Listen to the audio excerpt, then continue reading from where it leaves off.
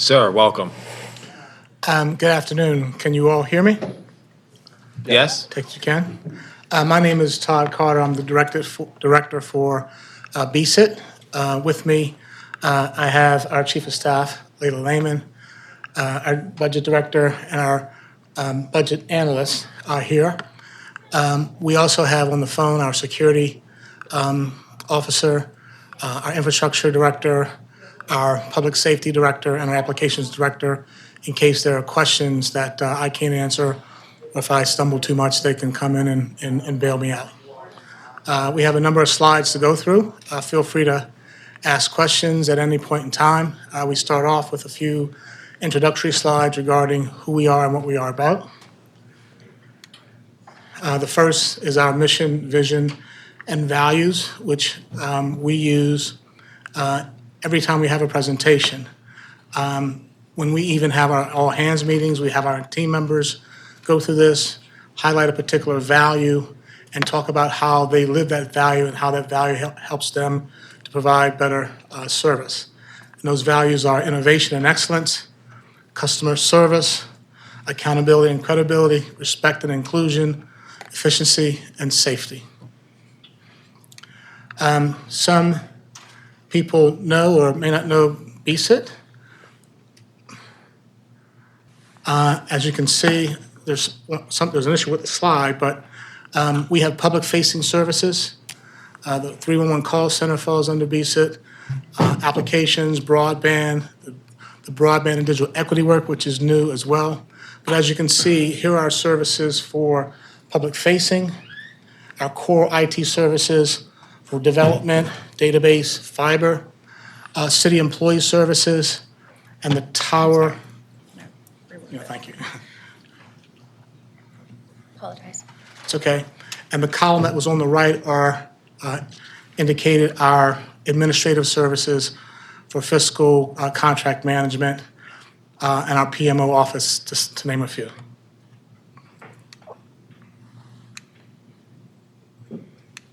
The clicker's not working now.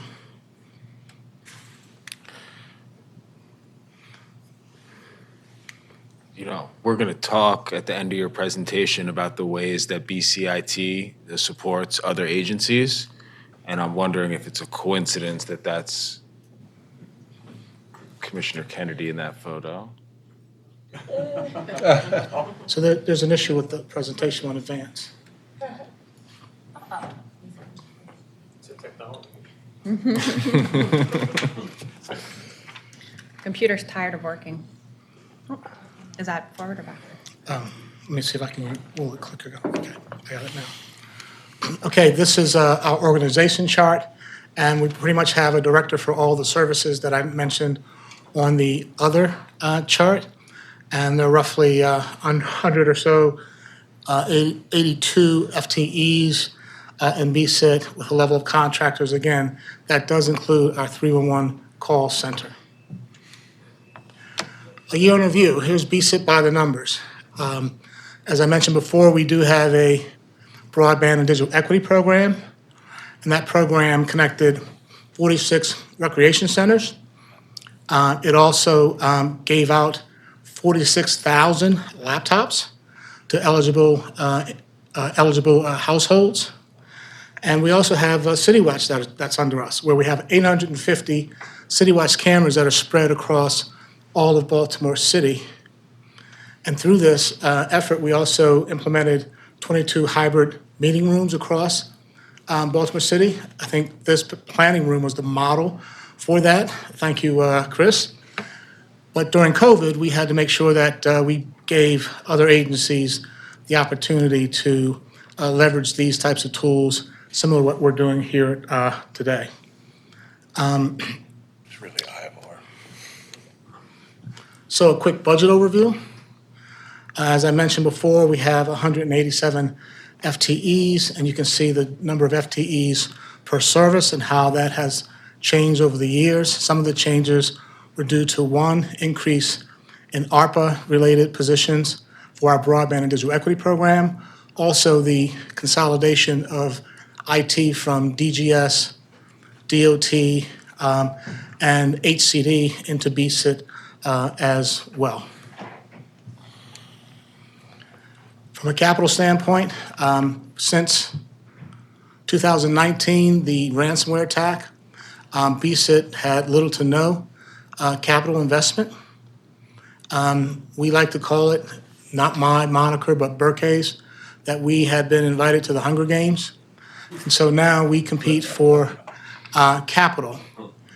And since ransomware, where we, I think, topped out at a roughly $10 million, we have been getting investments from the Planning Commission, thank you, since then. And what you see in front of you are the 2024, 2025 compared to 2023. The jump in capital is a direct result of some key projects for our new tax system, which we will talk about later in the slides.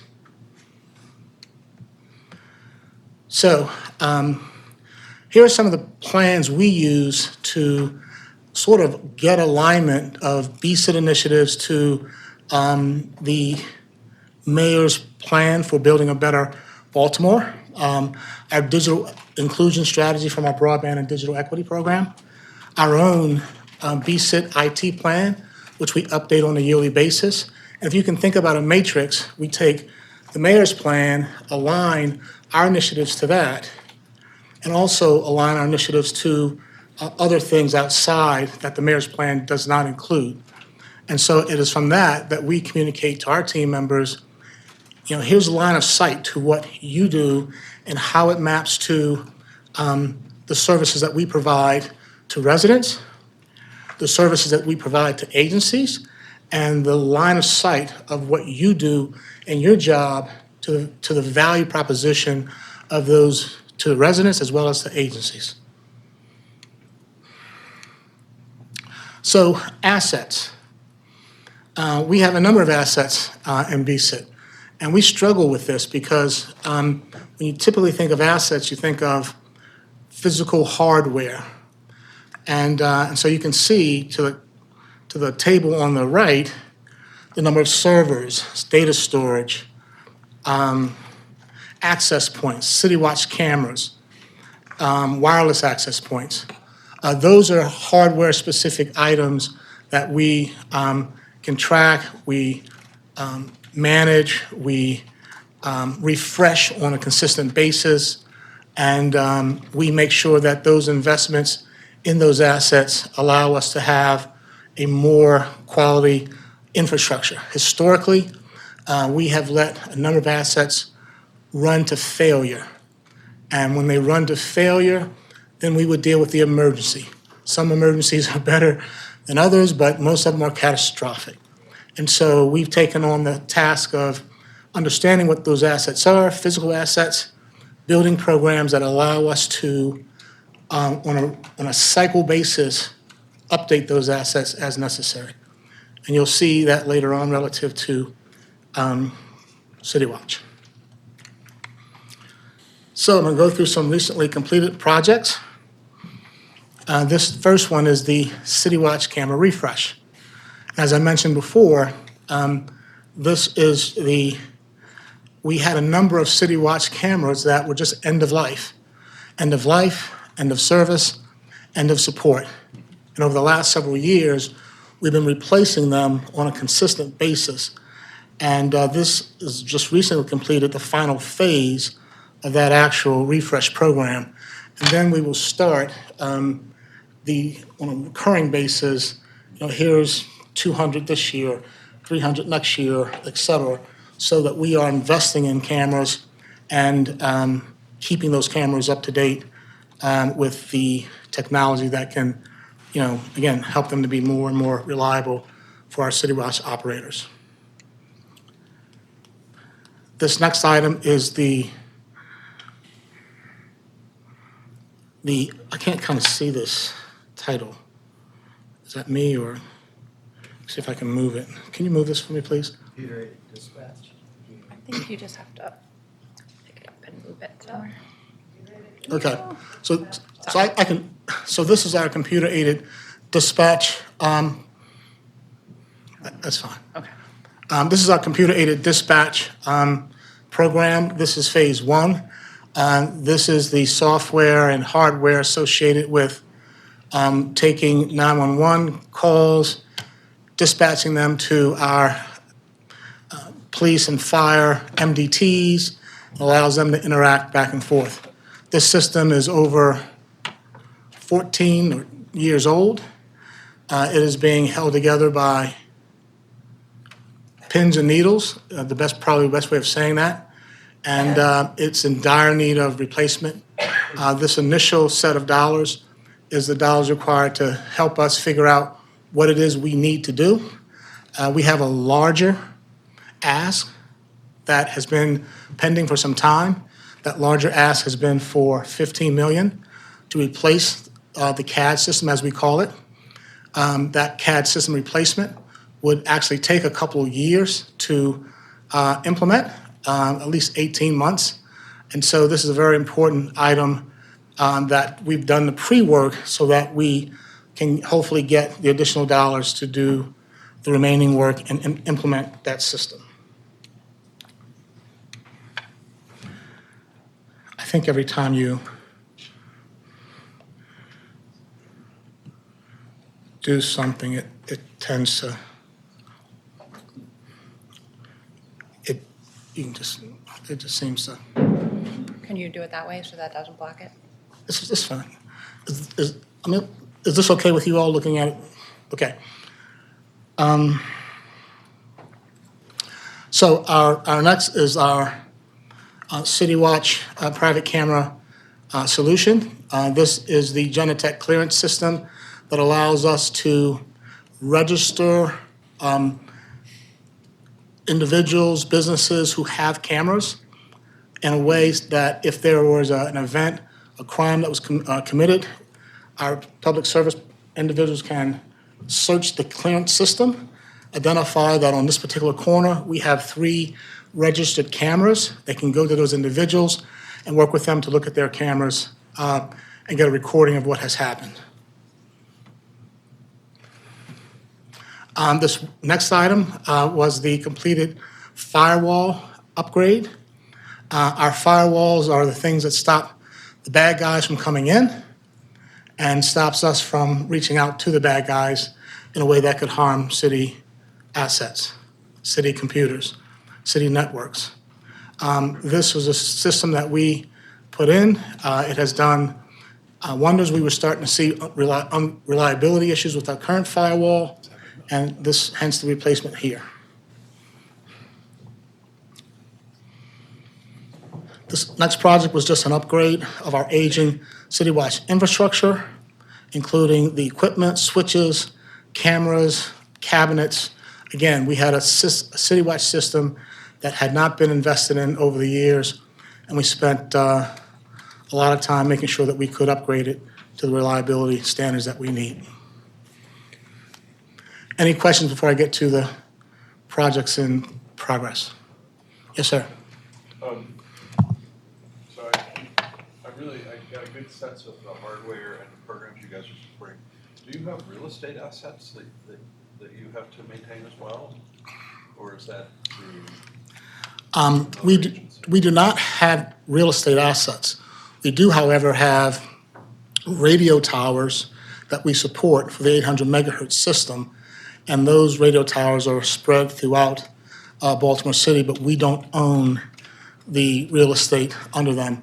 I believe it's either rented or DGS or other agencies that have that actual real estate. was one less headache for you? Thank you. Any other questions? So, projects in progress. We have an upgrade to the Baltimore City's website. If you look at our current website today, it is an older technology. It's actually not supported. This is something that is actually pending the go-live of the new website, and we're hoping to get that deployed in the next several weeks. And we're very excited about that particular project. We also, and something that is also imminent, is a new permitting system for DHCD. We partnered with DHCD. That system is scheduled to go live in February as phase 1. And then there are multiple phases after that. And we're looking forward to that replacement. Everybody is. I'm glad we have a receiving cloud. A spam blip, by the way. It was actually spam. Can you believe that? You can't get away from it. Cannot get away from it. Apologize for that. That was spam. At least they warn you now. Yes. So yes, so expect in February, I think a notice went out just recently about that implementation. We've also implemented a construction management system for DGS, DOT, and DPW. It's called Unifier. Historically, those three agencies had just different systems.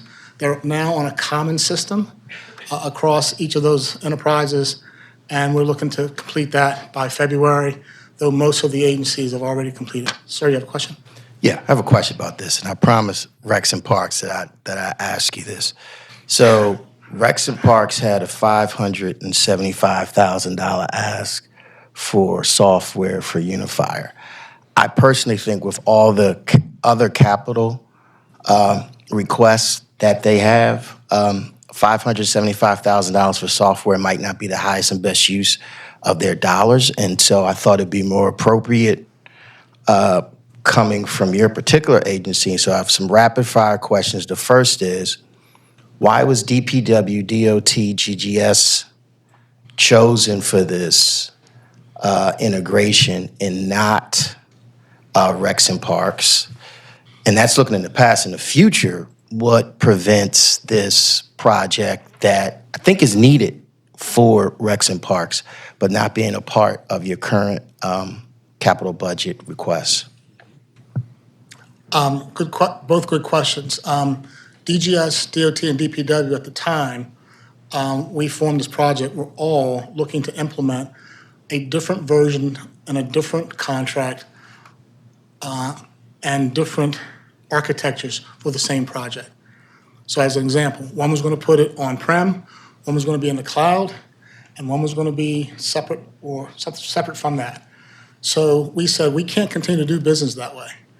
We need one platform, one contract that can leverage the might of all of that demand and implement it. When we set that project up, Rex and Park, at the time, they were not interested and ready to go, plain and simple. So as we move forward with the project, they are now considered to be the next phase of the project. So we've gotten multiple inquiries from Rex and Parks lately, but as we were doing the project, we didn't get any, hey, let's bring us into it. And we have to have business partners to partner with us to do something like this. If they're unwilling, we can't do it.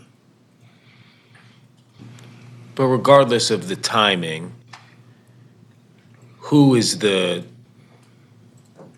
best party, to implement that? Understanding that as a perfect explanation for why they weren't in the first phase, but why wouldn't then phase two be a BCIT thing?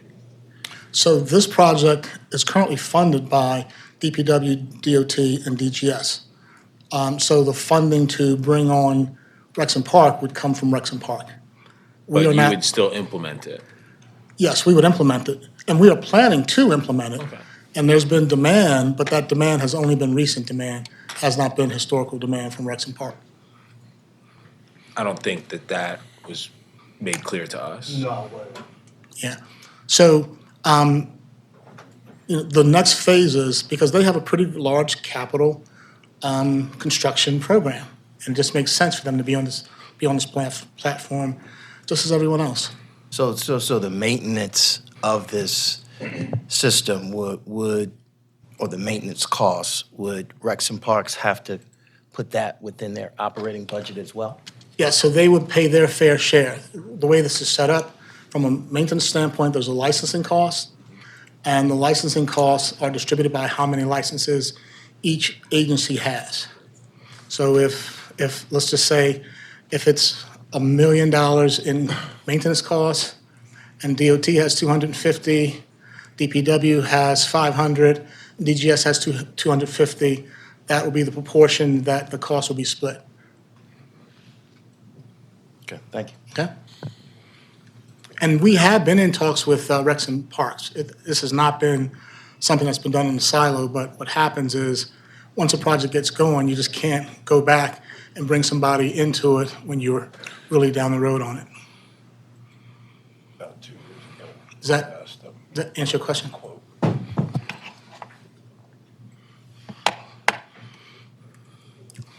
Another project that's in our midst is the tax modernization project. This is scheduled to go live in phases, starting in the fall of 2025 and ending in the fall of 2026 with multiple phases.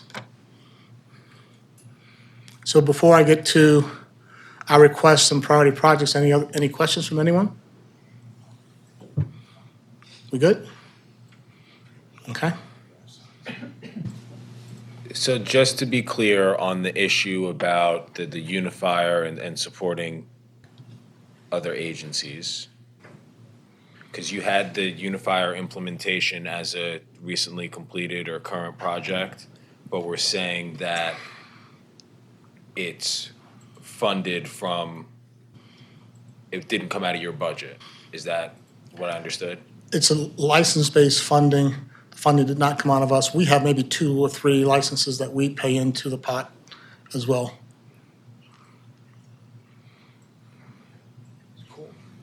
I think that where we're getting a little bit confused is that you and the agencies are telling us about the same projects that you're both rightfully very proud of, but we're just trying to be clear on where it lies in the budget.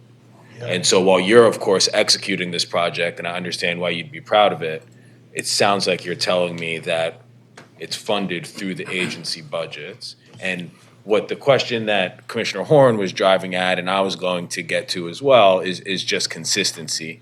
We're not clear on the consistency of what puts a technology project in your scope and budget versus what could allow a technology-related project to be the agency's responsibility, and how we draw that line. So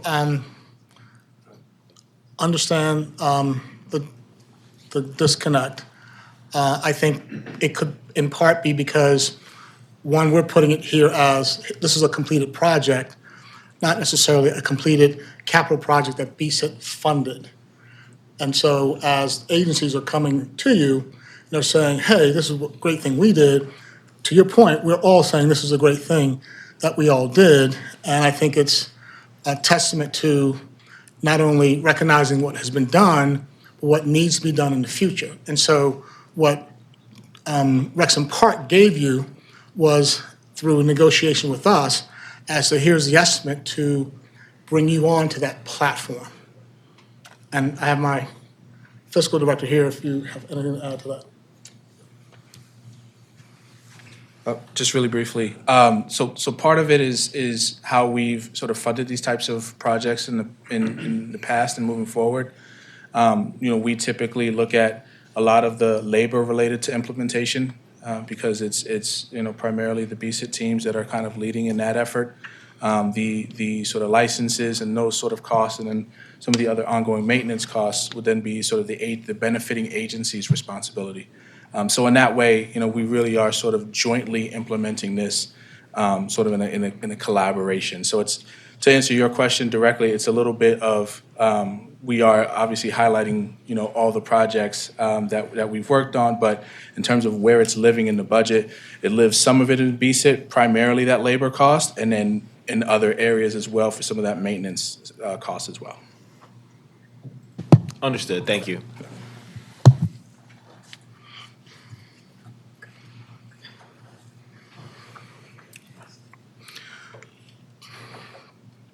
So for 2026 through 31, some of the goals that we look at as we look at get requests, one, just replacing aging, inefficient systems and applications and modify them where necessary. We know we can't do any and all things, but we can certainly hit some of the big things, and I think we mentioned some of those earlier. From those systems, do they do require additional work to make downstream processes more efficient.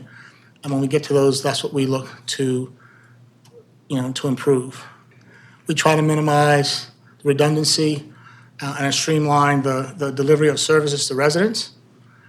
We certainly want to invest in emerging technologies. I think the key thing is how do we get savings, efficiencies that can trickle down to our residents and businesses, and also make sure that we protect ourselves from all this cybersecurity threats and all the bad guys that are out there. And one of the key things is how do we update unsupported infrastructure that can be a challenge for us because it's spread out all over the city. Here's our business equity statement. BCIT is committed to equity in our internal and external practices. When designing new applications, BCIT meaningfully engages stakeholders through inclusive and collaborative processes and conducts disability and language accessibility reviews. In fact, the new webpage or the new website, one of the mayoral goals is to have a more accessible site, and that's what has been built into it, as well as the tools and controls to make sure that it is accessible long-term for everyone who uses that site. Here's a list of our 2026 through 31 requests, and we'll start to go through some of those. The GIS transformation, we have multiple GIS systems across all of Baltimore City. We get a lot of value out of GIS, but our underlying infrastructure, applications, contracts can be optimized such that we get more value out of it. This project will attempt to rationalize what we have, allow us to provide better services, more reliable services, and less cost to all. But more importantly, also have and give us the ability for better reliability and increased accuracy of reporting and the usage of data. So 311 Salesforce migration. We have a 311 system that we've had it for a long time. The monies here are for us to look and figure out what are the next steps for 311. We have a system and it is we have a lot of challenges with it. I don't want to get into all those challenges publicly, but we know the 311 process needs improvement, the 311 systems need improvement, and there are meetings actually going on today with the CAO to talk about some of the improvements that we're working on right now so that we can begin to close that closed equals closed issue that we tend to have. The application infrastructure and integration upgrades. So if you can think about some of the big building blocks that we have in terms of systems, Workday for financials and HR, construction management with Unifier, GIS, our web, 311. All those systems have data, our tax system. All of those systems have data integration points, and in some cases, what we find is redundancy of data, redundancy of integration points, or inefficient integration points. We need to take the time, in some cases, to step back. Most organizations, for instance, will have what you call a customer master. What is our customer master for Baltimore City? Is it our tax system? Is it our 311 system? Is it our revenue collection system? Those questions and decisions matter because the flow of data depends upon what is system of record. And what if system of record determines the accuracy and fidelity of the data that's there as opposed to data that's in some other system that may be wrong. So as an example, the Workday implementation. We have one system of record for our financials now. And so the expectation is if you're going to pull your budget versus actuals, you're pulling it from Workday. You're not pulling it from some spreadsheet that you built because Workday is our system of record. So there's a lot of work we have to do over the coming years to now take the systems that we built and now make them more efficient. AI. We've done a lot of work in the AI space. work centered around, one, making sure we have the right policies in place, making sure that we are engaging the right institutions, people, and groups, making sure that we educate our leaders to know how to deal with this emerging technology that their team members may be a part of. And then moving forward, and we set that up with the mayor's executive order around AI. We've done subsequent training, but now as we look forward, how do we get away from the hype of AI and make meaningful investments that can really add value to the services that we provide?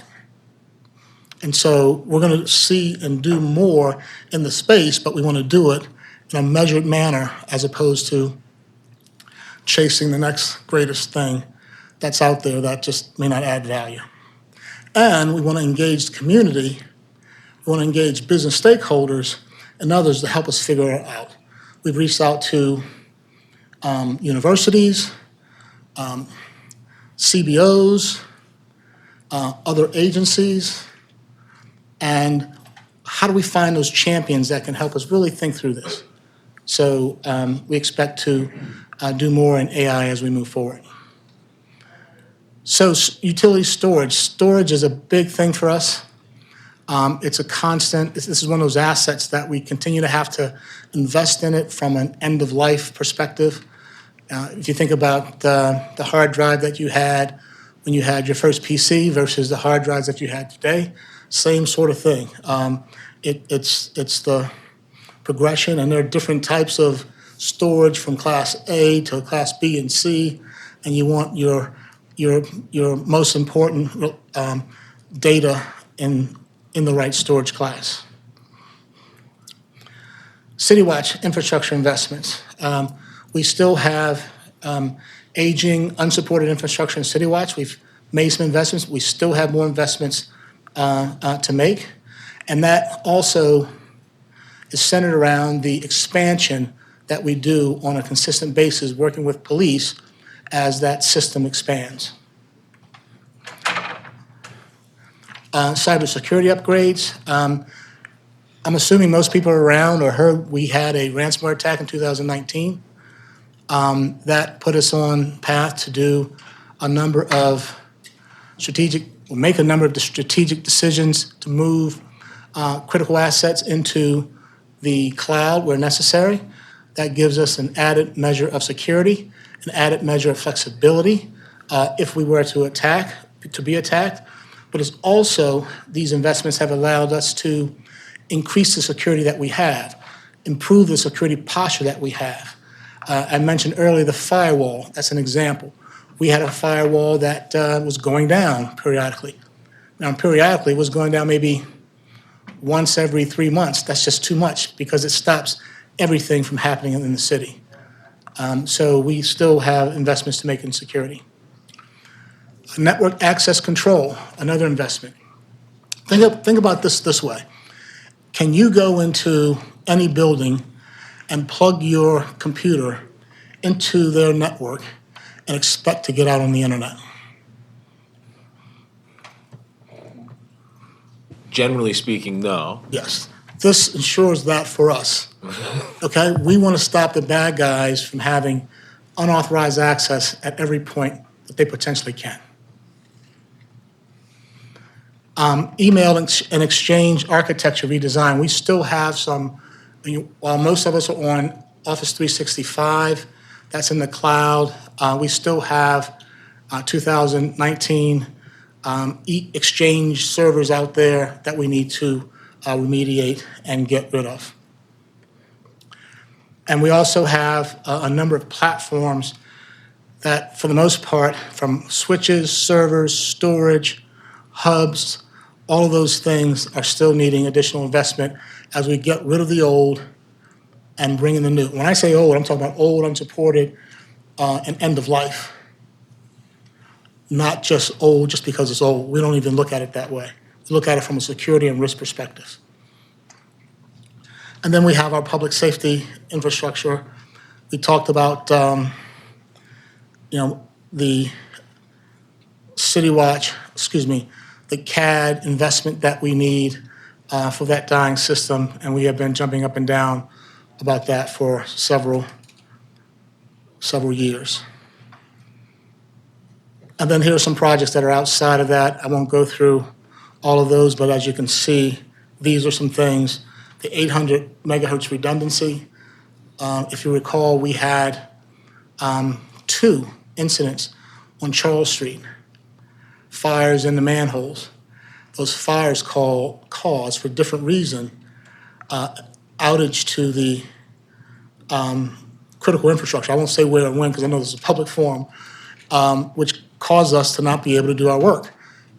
This 800 megahertz geo-redundant gives us the ability to fail over if these events happen in the future. And then we talked about CAD, the VDIs, our virtual desktop integration. These are basically allows us to do the types of things we do today in terms of working remotely. And then we have our broadband upgrade, which is a result of ARPA funding that we need to figure out. So, critical issues facing BCIT. 1, protection against cybersecurity-related threats, updating unsupported infrastructure and aging applications, and investments in technologies to leverage cost savings, efficiencies, and better services for residents, and just making sure that we have and build a better understanding of our data and our processes. And you can see examples of things for each of those to the right of that. Directions moving forward. I won't go through these. We kind of talked about them. I think the one thing that I will highlight that we haven't talked a lot about today is just added investment in some of our OT type systems where we do have risk. By OT, I'm talking operational technology as opposed to information technology. Things like our SCADA systems, traffic systems, those things that have to be up and available 100% of the time without failure. So I know I went through a lot of slides, put a lot of information at the end. Are there any questions that the commission may have? Thank you so much, Director Carter. Any questions from the commission, starting with you, Commissioner McCoach? No, it's very nice, very clear presentation. Thank you guys for your service. Thank you. Commissioner Horn? Just a couple questions. One is, I guess one of your missions is digital literacy. Yes. Can you talk a little bit about that in terms of the progress? Yeah, so, and on my team, we'll get the actual numbers, but through our broadband and digital equity program, they have taken on that task for us. And so they have what we call the network or the infrastructure side of their program, and then sort of the programmatic side, where they conducted training for not just residents, but training for internal employees who need additional help. We can get the exact numbers for that, but that is something that our digital equity program has been working on tirelessly to make sure that we train our employees, give them the opportunities to get trained, but also have training and provide training for residents. So the first part of their program, we gave out grants to a number of community-based organizations that help provide digital training to residents. We funded the training that we do internally for employees, and we monitor that, and we invest in that training. So it's something that we've been excited about. We've made some progress on. And we can get you the actual numbers. I don't have them here today, but we can get them to you. So thank you for the digital literacy piece. The other part is access. So can you talk a little bit about access? I know in prior presentations, you talked about focusing on public housing access, but also recreational parks. So can you give us an update on access? Sure. So through our broadband and digital equity program, we've outfitted all of our rec centers with Wi-Fi services. We're working with HABC to do the public housing. That's still work in progress. We're just waiting for the RFP to go out on the street to actually do that. We've also have public areas that we've provided Wi-Fi access to, whether it's in Rexham Parks, whether it's on Pennsylvania Avenue, and we have several other main streets that we are looking to take that same kind of strategy and put those access points to allow residents on those main streets. I think there's 6 or 8 of them within Baltimore City. And then from there, theoretically, as investment continues, we can then broaden those services out to the neighborhoods. So rec centers, senior centers, public housing, and main streets are the areas that we've focused on. Thank you. And last question has to do with staffing capacity. We've asked a lot of departments the same question. You have ambitious goals, just trying to figure out your capacity to kind of implement those. How are you with vacancy rates? How are you with staffing? Our challenge isn't necessarily staffing as much as it is getting the right staff with the right tool sets, right leadership, the right drive, and the want to be in public service. And we have an excellent team. Our other challenge relative to staffing tends to be the turnover we may have. The technology field is very competitive, and so some people come and some people go, and that can sometimes hurt a particular project. But I would say that our staffing isn't our issue. I think it's more in line with getting the right people for the right job with the right skill set at the right time. And that can be a challenge at times. Because once a project really starts to go, you're going to need the right level of data analytics, the right level of system engineers and developers, or someone with specific knowledge of the product that you're implementing or the language that you're coding in. And most of those times, they need to be at a high level to not only help you build what you're building, but help others to build it as well. We just had an example, I won't tell you the system, where someone put several pages of what we call nested if sentences. If this, then this. If this, then this. If this, then this. And it went on for pages and pages and pages, as opposed to just doing it in a loop in a couple of, lines of code. And so that is an example of someone who may have gotten to the end point very inefficiently, whereas someone who has more knowledge can do it within a few lines of code more efficiently and do more work. And that code is easier to maintain than trying to go through pages and pages of logic that someone put in. So those are some of our challenges, getting the right people. No more questions. Thank you. Ms. Lewis? No questions, thank you. Commissioner Jolin? No questions, thank you. Commissioner Curtis? No questions, thank you.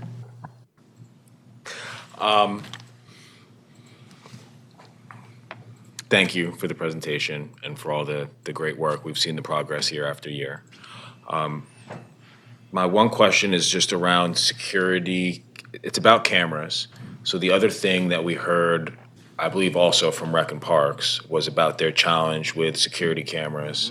And their new rec centers that they're building, they're including security cameras and things like that in their budget. But for a lot of their existing facilities and legacy facilities, and this even came into the conversation with Department of General Services about surplus facilities and having security cameras at all these buildings, at all city buildings.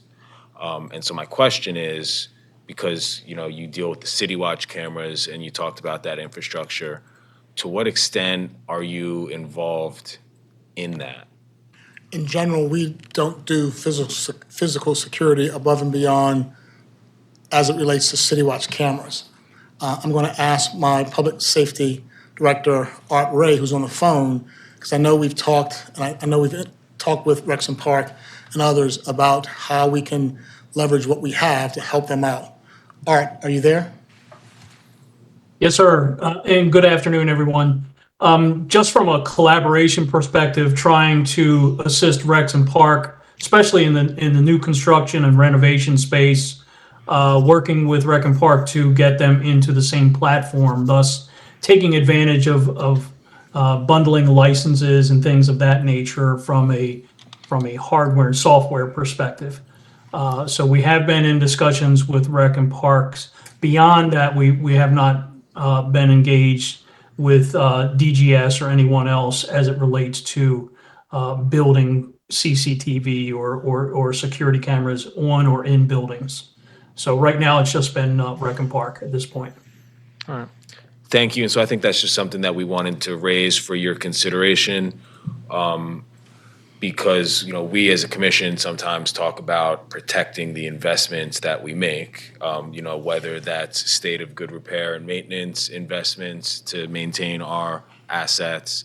And this is just another example where whether it's the security of the users or the physical security of the building,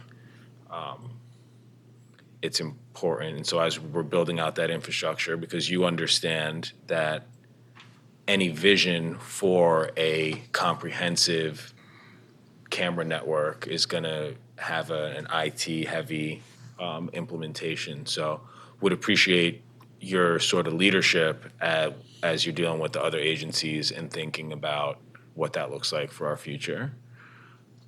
Absolutely. Now, I can tell you that I've been in a company that security was physical as well as cyber. And what you are describing is that vision where that infrastructure is monitored centrally, it's managed centrally, it's efficient, it's responsive, and it also does the types of preventative things because you're looking at physical security, you know, as a item to manage better as opposed to having it distributed where you know, you kind of say who's managing, who's doing what with it. So that's something that we will look into and reach out to DGS, Rexham Park, and see what we can do. Thank you. And, you know, before you came in, we talked about DOT, about, you know, traffic enforcement, and cameras came up. Last week, we talked to DHCD about illegal dumping and code enforcement. Cameras came up. And so I think, you know, a citywide network would be really instrumental in not only in the digital equity and the access issues that Commissioner Horn mentioned, but also, you know, cost-effective solutions for all our agencies. So thank you for your leadership and your progress. Any other questions for Director Carter? Anyone from the audience have a question? Thank you, sir. Thank you, and appreciate your time. Take care. Appreciate you.